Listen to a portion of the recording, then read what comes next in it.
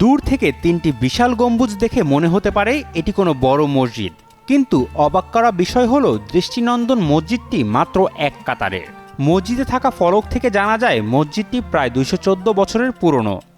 রংপুর জেলার মিঠাপুকুর উপজেলার সদর থেকে ১ কিলোমিটারের কম দূরত্বে এশিয়ান হাইওয়ের উত্তর পশ্চিম পাশে মসজিদটির অবস্থান। স্থানীয়দের কাছে মসজিদটি লাল মসজিদ হিসেবে পরিচিত।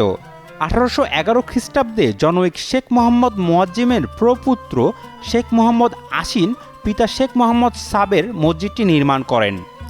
এক কাতারের মসজিদটিতে ১৫ থেকে ২০ জন মানুষ নামাজ আদায় করতে পারেন, তবে বাইরের উঠানেও মুসল্লিরা নামাজ আদায় করে থাকেন।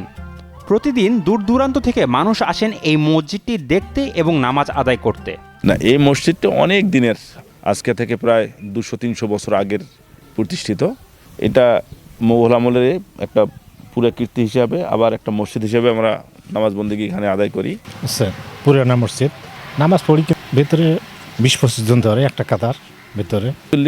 সাধারণত এখানে মোটামুটিভাবে আসেন, এই যে আশপাশে যারা আছে তারা আসে, বেশ বাসিন্দা হয়ে গেছে। দূর দূরান্ত থেকে মসজিদ দেখতেও আসেন, নামাজ পড়তে আসেন।